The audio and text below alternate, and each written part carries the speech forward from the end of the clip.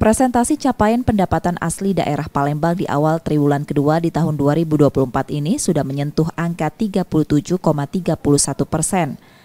Badan Pendapatan Daerah Palembang mengakui pendapatan saat ini sudah mencapai 428 miliar 456 juta rupiah.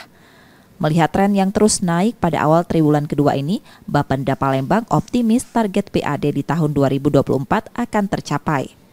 Sebagai upaya untuk memaksimalkan capaian PAD, Bapenda Palembang akan terus melakukan pengawasan hingga penagihan pajak terhutang.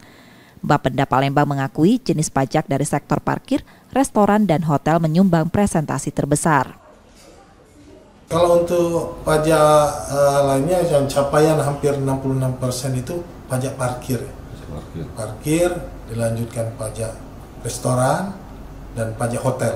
Itu angkanya sudah mendekati 46% seperti itu.